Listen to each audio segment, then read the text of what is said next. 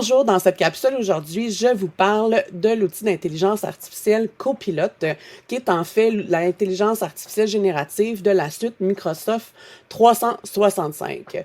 Donc, je vais vous démontrer aujourd'hui comment on peut l'utiliser pour devenir des experts en fait d'un logiciel, par exemple Excel. Donc, je vais vous démontrer comment on peut lui faire des demandes pour arriver à nos fins dans le logiciel Excel.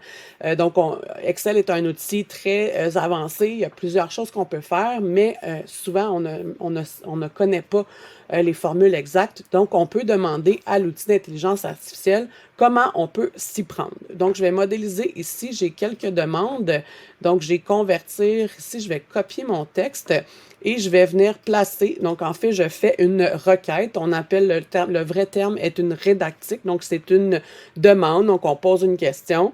Je vais écrire dans Excel en ligne, parce que moi, je vais faire la démonstration dans Excel en ligne, mais soyez spécifique là, avec la version de bureau, donc Windows 11, Windows 12. Et dans Excel en ligne, je veux, et je vais coller mon texte ici, convertir une colonne de texte en plusieurs colonnes.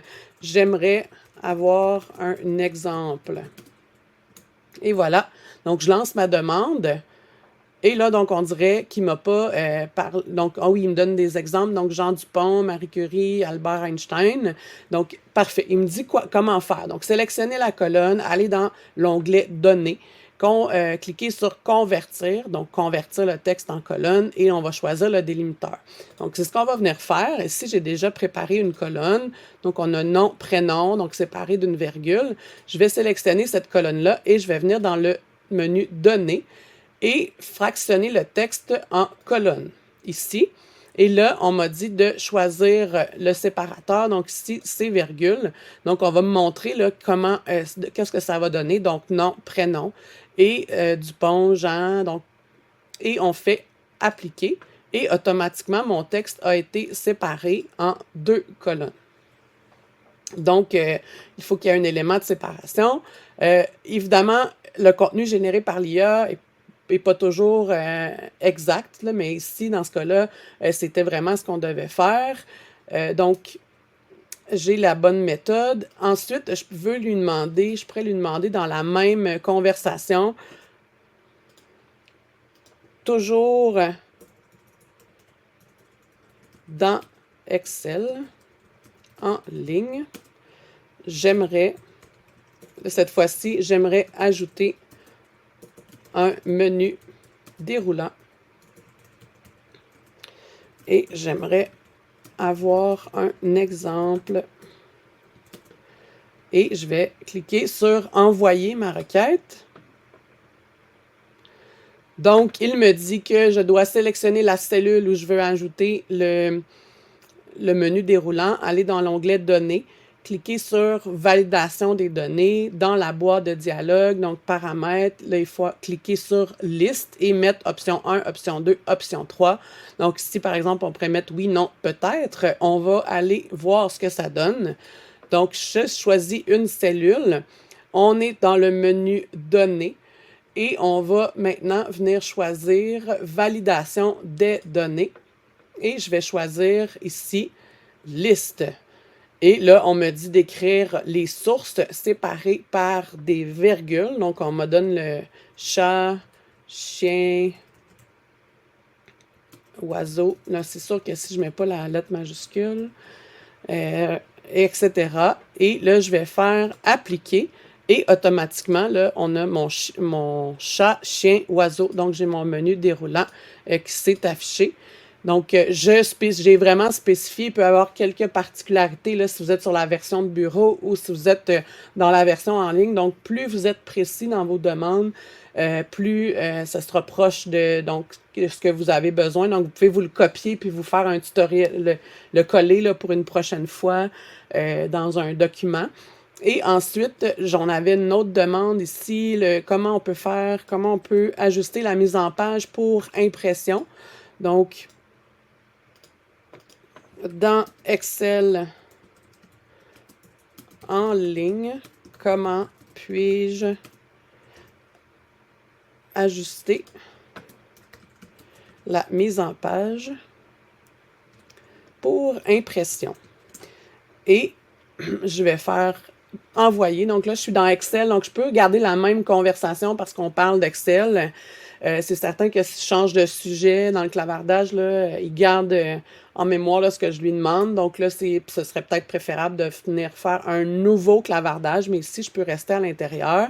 Donc là, on me dit vraiment dans Fichier, en haut dans la fenêtre Excel, donc cliquez sur Imprimer, ajuster les paramètres d'impression, donc l'orientation, les marges, etc. Puis Aperçu avant impression.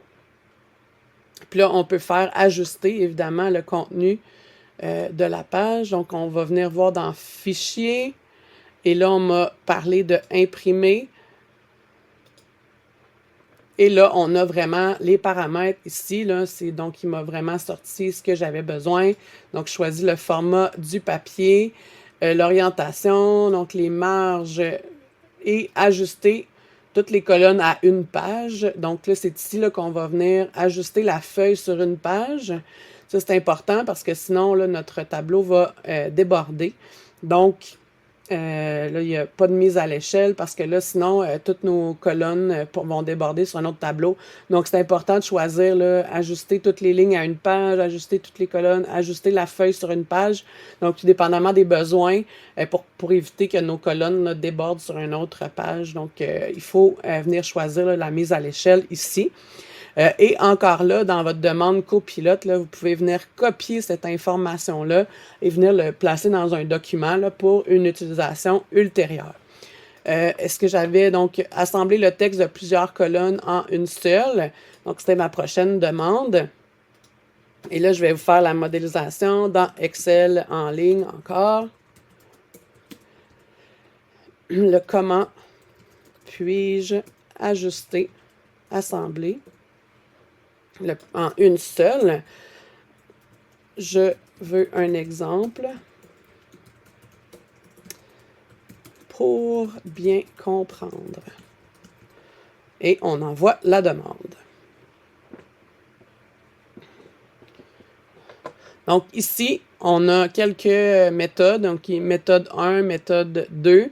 Et on me dit là vraiment comment s'y prendre. Donc là, je ne ferai pas la démonstration pour celui-ci, mais vous voyez qu'on utilise la fonction concentrateur. Donc c'est une formule cette fois-ci qu'on vient placer. Donc on nous dit là, comment on vient le placer dans la colonne, donc la section formule. Et là, on nous donne la formule ici aussi pour pouvoir venir l'utiliser dans notre tableau. Donc, vous pouvez tout simplement reproduire là, dans votre tableur Excel. Donc, j'espère que vous deviendrez des experts utilisateurs d'Excel et que vous aurez aussi le goût d'aller poser certaines questions à Copilote. Et je vous spécifie là, que plus on est précis dans notre demande, on peut redemander aussi si on n'a pas eu le contenu qu'on souhaitait. On peut lui reposer une question pour venir clarifier. Donc, c'est vraiment une boîte de dialogue. Donc, on dialogue et on demande de préciser si ce n'est pas assez clair pour nous. Donc, n'hésitez pas à l'utiliser. Copilote, c'est l'outil de Microsoft 365. Donc, je vous souhaite de belles découvertes. Bonne journée!